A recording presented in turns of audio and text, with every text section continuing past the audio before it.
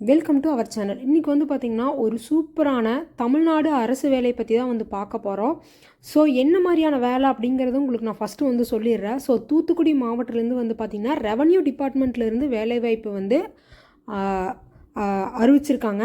So கிட்டத்தட்ட வந்து பார்த்திங்கன்னா அவங்க வந்து தாலுக்கா வைஸில் 10 தாலுக்காக்கான நோட்டிஃபிகேஷன் வந்து வெளியிட்டிருக்காங்க.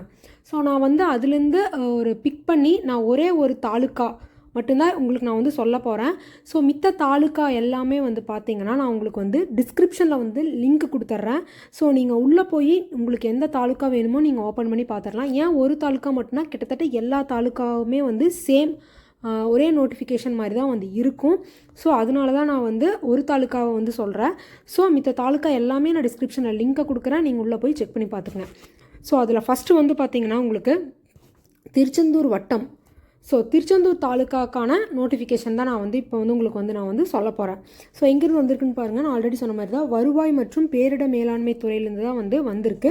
வட்டாட்சியர் அலுவலகம் திருச்செந்தூர் வட்டம் தூத்துக்குடி மாவட்டம் அறிவிக்கை அப்படின்னு சொல்லியிருக்காங்க. ஸோ எப்போ வந்திருக்கு அப்படின்னா 31/10/2025 இந்த நோட்டிஃபிகேஷன் வந்து வெளிவிட்டிருக்காங்க. ஸோ இதுக்கு மட்டும் இல்லை, மித்த நான் சொன்ன 10 தாலுக்காக்குமே வந்து வெளிவிட்டிருக்காங்க. ஸோ நெக்ஸ்ட் வந்து பார்த்திங்கன்னா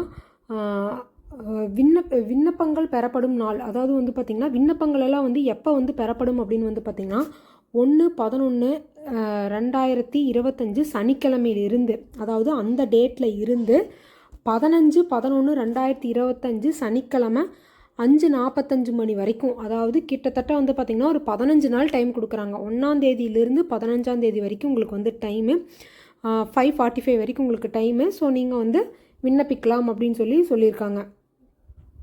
ஸோ இதுக்கு வந்து பார்த்திங்கன்னா படித்தல் மற்றும் எழுதல் திறனறி தேர்வு நடைபெறும் நாள், அதாவது உங்களுக்கு வந்து எழுத படிக்க தெரியுமா அப்படிங்கிற எக்ஸாம் வந்து எப்போ நடக்கும்னு வந்து பார்த்திங்கன்னா 17/12/2025 புதன்கிழமை வந்து நடக்கும்னு சொல்லியிருக்காங்க. அதுக்கப்புறம் வந்து பார்த்திங்கன்னா நேர்முக தேர்வு நடைபெறும் நாள், நேர்முக தேர்வு எப்போ நடைபெறும்னு வந்து பார்த்திங்கன்னா 2/1/2026 வெள்ளிக்கிழமை வந்து நடக்கும்னு சொல்லியிருக்காங்க. நெக்ஸ்ட் வந்து பார்த்திங்கன்னா பதவியினர் பெயர் வந்து பார்த்திங்கன்னா கிராம உதவியாளர், என்ன போஸ்ட் அப்படின்னா கிராம உதவியாளர் போஸ்ட்டுக்கு தான். சம்பள விவகிதம், சம்பளம் வந்து பார்த்திங்கன்னா 11,100 35,100 வரைக்கும் உங்களுக்கான சேலரி பேக்கேஜ் வந்து சொல்லியிருக்காங்க. நெக்ஸ்ட் வந்து பார்த்திங்கன்னா மொத்தமாக எவ்வளோ பணியிடங்கள் வந்து ஒதுக்கியிருக்காங்க அப்படின்னு வந்து பார்த்திங்கன்னா 7 பணியிடம் வந்து இந்த தாலுக்காவுக்கு வந்து ஒதுக்கியிருக்காங்க, திருச்செந்தூர் தாலுக்காவுக்கு. நெக்ஸ்ட் வந்து பார்த்திங்கன்னா நீங்கள் விண்ணப்பிக்கணும் அப்படின்னா என்னென்ன தகுதி வேணும் அப்படின்னு கேட்குறாங்க. ஸோ என்னென்ன தகுதினா நீங்கள் வந்து கண்டிப்பாக எஸ்எஸ்எல்சி வந்து நீங்கள் வந்து முடிச்சிருக்கணும், அதாவது SSLC secondary school level leaving certificate examinations SSLC வந்து கண்டிப்பாக வந்து நீங்கள் வந்து முடிச்சிருக்கணும்னு சொல்லியிருக்காங்க. ஸோ அந்த எஸ்எஸ்எல்சியில் வந்து நீங்கள் வந்து தமிழை வந்து ஒரு ஒரு சப்ஜெக்டாக எடுத்து படித்தவங்க தான் வந்து இந்த போஸ்ட்டுக்கெல்லாம் வந்து அப்ளை பண்ண முடியும் அப்படிங்கிறதையும் கண்டிப்பாக வந்து அவங்க வந்து குறிப்பிட்டிருக்கிறாங்க. ஸோ அது மட்டும் இல்லாமல் எஸ்எஸ்எல்சி சர்டிஃபிகேட் வந்து நீங்கள் வந்து கட்டாயம் வந்து சமர்ப்பிக்க வேண்டும் அப்படின்னு சொல்லியிருக்காங்க. ஸோ நீங்கள் எஸ்எஸ்எல்சி முடித்ததுக்கான சர்டிஃபிகேட்டுமே வந்து உங்களோட மார்க் ஷீட் வந்து கண்டிப்பாக வந்து கொடுக்கணும். ஸோ நெக்ஸ்ட் வந்து பார்த்திங்கன்னா ஏஜ் லிமிட், இவங்க கொடுத்துருக்கிற ஏஜ் லிமிட் எல்லாம் வந்து பார்த்திங்கன்னா 1/7/2025 அப்படிங்கிற அந்த டேட்டுக்குள்ளே இந்த ஏஜ் வந்து இருக்கணும். அதாவது 21 ஏஜ் அப்படிங்கிறது வந்து பார்த்திங்கன்னா இந்த 1/7/2025 அப்போ உங்களுக்கு அந்த 21 ஏஜ் இருக்கணும் அப்படிங்கிற மாதிரி சொல்லியிருக்காங்க. இருந்தால் நீங்கள் வந்து அப்ளை பண்ணலாம். ஸோ அதிலிருந்து வந்து பார்த்திங்கன்னா அதிகபட்சமாக 32 வயசுன்னு சொல்லியிருக்காங்க. ஸோ யாருக்குன்னா ஓசி அண்ட் ஜிடிக்கு. ஸோ அடுத்தது வந்து பார்த்திங்கன்னா பிசி எம்பிசி டிஎன்சிக்கு வந்து பார்த்திங்கன்னா அதே 21/39 வயது. அதுக்கப்புறம் வந்து பார்த்திங்கன்னா எஸ்சி எஸ்டி கேண்டிடேட்ஸ்க்கு வந்து பார்த்திங்கன்னா 21/42 அதிகபட்சமாக 42 வயசுக்குள்ள இருக்கிறவங்க வந்து அப்ளை பண்ணலான்னு சொல்லியிருக்காங்க. ஸோ நெக்ஸ்ட் வந்து பார்த்திங்கன்னா மாற்றுத்திறனாளிகளுக்கு வந்து பார்த்திங்கன்னா அதிகபட்ச வயது வரம்பு வந்து பார்த்திங்கன்னா 10 ஆண்டு அப்படி கூடுதல் இருக்கும் அப்படின்னு சொல்லியிருக்காங்க. அதே மாதிரி பார்த்திங்கன்னா இராணுவ வீரர்கள் இராணுவத்தில் வந்து இருந்து நீங்கள் வந்து ரிட்டையர் ஆகிருக்கீங்க அப்படின்னா எக்ஸ் சர்வீஸ் மேன் அப்படின்னா உங்களுக்கு வந்து பார்த்திங்கன்னா பொது பிரிவினருக்கு வந்து பார்த்திங்கன்னா 50 வயதும் இதர பிரிவினருக்கு வந்து பார்த்திங்கன்னா 55 வயது. ஸோ இதர பிரிவினர்களுக்கு வந்து பார்த்திங்கன்னா 55 வயது வழங்கப்படும் அப்படின்னு சொல்லியிருக்காங்க. சரி, தேர்வு முறை எப்படி தேர்வு முறை பண்ணுவாங்க அப்படின்னு வந்து பார்த்திங்கன்னா உங்களுக்கு வந்து மிதிவண்டி இருசக்கர வாகனம் ஓட்டும் திறன். ஸோ மிதிவண்டி இருசக்கர வாகனமெல்லாம் ஓட்ட தெரியும் அப்படின்னா ஸோ அதுக்கான தேர்வு வந்து நடைபெறும் அப்படின்னு சொல்லியிருக்காங்க. நெக்ஸ்ட் வந்து பார்த்திங்கன்னா நேர்காணல். ஸோ உங்களுக்கு வந்து இன்டர்வியூ வந்து நேர்காணல் வந்து நடைபெறும் அப்படிங்கிறதையும் அவங்க வந்து சொல்லியிருக்காங்க. பார்த்திங்கன்னா காமனான அப்ளிகேஷன் ஃபார்ம். ஸோ எல்லா வட்டத்துக்குமே, அதாவது பார்த்திங்கன்னா எல்லா தாலுக்காக்குமே அவங்க அனுப்பிச்ச 10 தாலுக்காக்குமே வந்து பார்த்திங்கன்னா சேமான அப்ளிகேஷன் ஃபார்ம் தான், ஒரே அப்ளிகேஷன் ஃபார்ம் தான். நீங்கள் எந்த வட்டத்துக்கு விண்ணப்பிக்கிறீங்களோ அதுக்கான அட்ரஸை வந்து நீங்கள் வந்து போட்டு நீங்கள் வந்து அனுப்பலாம். நேரில் போய் கொடுக்குறவங்களோ ஒரே டிஸ்ட்ரிக்டாக இருக்கீங்கன்னா நீங்கள் நேரில் கூட கொண்டு போய் சமர்ப்பிக்கலாம்னு சொல்லியிருக்காங்க. ஸோ இங்கே வந்து பார்த்திங்கன்னா தெரியும், தமிழ்நாடு அரசு வருவாய் நிர்வாகம் மற்றும் பேரிடர் மேலாண்மை துறை தூத்துக்குடி மாவட்டம்னு சொல்லியிருக்காங்க. 2024-25 ஆண்டு கிராம உதவியாளர் பதிவிற்கான விண்ணப்ப படிவம். இதில் வந்து பார்த்திங்கன்னா விண்ணப்ப எண் வந்து கொடுத்துட்டு நாள் என்ன நாள்னு சொல்லணும். நெக்ஸ்ட் வந்து பார்த்திங்கன்னா விண்ணப்பதாரர் விவரங்கள் வந்து இங்கே வந்து பார்த்திங்கன்னா உங்களுக்கு விண்ணப்பதாரரின் பெயர் தமிழில் தான் எழுதணும், தமிழில் கேட்டிருக்காங்க. கீழே வந்து பார்த்திங்கன்னா இங்கிலீஷில் கேட்டிருக்காங்க கேண்டிடேட் நேம். நெக்ஸ்ட் உங்களோட ஆதார் என்ன, தந்தை அல்லது வந்து கணவர் பெயர், உங்களோட வயது என்ன, உங்களோட பாலினம் என்ன, ஆனா பெண்ணான்னு கொடுக்கணும். இங்கே வந்து பார்த்திங்கன்னா உங்களோட ஃபோட்டோ வந்து பாஸ்போர்ட் சைஸ் ஃபோட்டோ வந்து அங்கே வந்து நீங்கள் வந்து பேஸ்ட் பண்ணிக்கணும். நெக்ஸ்ட் வந்து பார்த்திங்கன்னா கல்வி தகுதி மற்றும் இதர தகுதிகள்.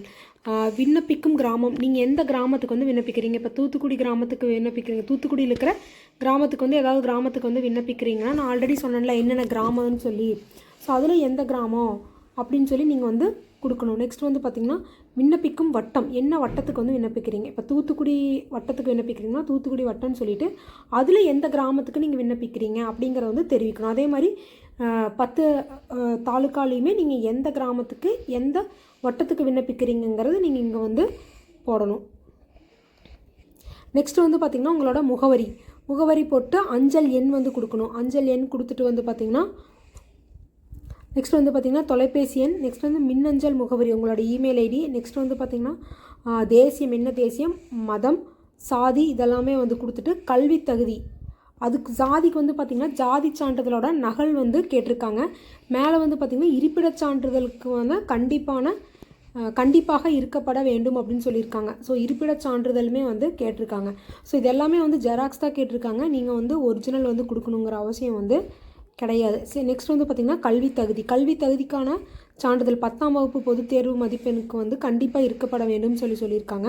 ஸோ அதுவுமே வந்து ஜெராக்ஸ் தான். நெக்ஸ்ட் வந்து பார்த்திங்கன்னா காவல்துறை குற்றவாளிகள் விவரம் கேட்டிருக்காங்க. ஸோ அதுவுமே நீங்கள் வந்து பார்த்துங்க. நெக்ஸ்ட் வந்து பார்த்திங்கன்னா வாகனம் ஓட்டும் திறன் வந்து மிதிவண்டி அல்லது இருசக்கர மோட்டார் வாகனங்கள் ஓட்டும் திறன் பெற்றிருக்கிறீர்களா, ஆம்னா ஆம், இல்லைன்னா இல்லைன்னு கொடுக்கணும். ஸோ அது கூட வந்து பார்த்திங்கன்னா ஸோ இது வந்து எப்படின்னா ஆம் இல்லைன்னு கேட்டிருக்காங்களா, ஆம்னா ஆம், இல்லைன்னா இல்லைன்னு டிக் பண்ணிவிட்டு இந்த ஸ்பேஸில் வந்து நீங்கள் வந்து எழுதணும், ஆம் இல்லை அப்படின்னு சொல்லி எழுதணும். எல்லாத்துக்குமே அதே தான் நீங்கள் வந்து ஃபாலோ பண்ணணும். நெக்ஸ்ட் வந்து பார்த்திங்கன்னா இருசக்கர மோட்டார் வாகனம் ஓட்டுநர் உரிமை பெற்றிருக்கலன்னா ஆம்னா ஆம், இல்லைன்னா இல்லைன்னு டிக் பண்ணிவிட்டு இங்கே என்னங்கிறது நீங்கள் வந்து இங்கே ஆம்னா ஆம், இல்லைன்னா இல்லை அப்படிங்கிறத டிக் பண்ணிவிட்டு இங்கே என்னங்கிறத வந்து நீங்கள் வந்து பேஸ்ட் பண்ணணும். நெக்ஸ்ட் வந்து பார்த்திங்கன்னா ஓட்டுநர் உரிமை எண் வந்து கேட்டிருக்காங்க. ஸோ அதுவுமே நீங்கள் வந்து கொடுக்கணும். நெக்ஸ்ட் வந்து பார்த்திங்கன்னா முன்னுரிமை விவரங்கள் வந்து கேட்டிருக்கிறாங்க. விண்ணப்பதாரர் ஆதரவற்ற விதவையா அப்படின்னு கேட்டிருக்காங்க. ஸோ அதுவுமே இது முன்னாள் இராணுவத்தினரான்னு கேட்டிருக்காங்க, மாற்றுத்திறனாளியான்னு கேட்டிருக்கிறாங்க. நெக்ஸ்ட் வந்து பார்த்திங்கன்னா முதல் தலைமுறை பட்டதாரியா அப்படின்னு சொல்லி கேட்டிருக்கிறாங்க. ஆம்னா ஆம், இல்லைன்னா இல்லை அப்படின்னு சொல்லி கொடுக்கணும். இந்த பாக்ஸில் வந்து பார்த்திங்கன்னா நீங்கள் ஆம்னா ஆம், இல்லைன்னா இல்லைன்னு எழுதணும். இந்த ரெண்டில் எதுவோ அதை வந்து நீங்கள் வந்து டிக் பண்ணணும். நெக்ஸ்ட் வந்து கலப்பு திருமணம் தம்பதியரான்னு சொல்லி கேட்டிருக்காங்க. ஸோ அதை பற்றின விவரங்கள். ஸோ அப்புறம் வந்து பார்த்திங்கன்னா கொரோனா தொற்றினாலே இதர கிராமங்களிலே பெற்றோர் இருவரையும் இழந்த இளைஞர்களா அப்படின்னு கேட்டிருக்கிறாங்க. ஸோ அதுவுமே நீங்கள் வந்து ஃபில் பண்ணுற மாதிரி இருக்கும். 1 முதல் 10ஆம் வகுப்பு வரை தமிழ் கல்வி பயின்றவரான்னு கேட்டிருக்காங்க. ஸோ அரசு வழிகாட்டும் நெறிமுறையின்படி இதர முன்னுரிமை கேட்டிருக்காங்க. ஸோ ஆம்னாம், இல்லைன்னா இல்லைன்னு கேட்டிருக்கிறாங்க. நெக்ஸ்ட் வந்து பார்த்திங்கன்னா உறுதிமொழி எடுத்துகிட்டு இங்கே வந்து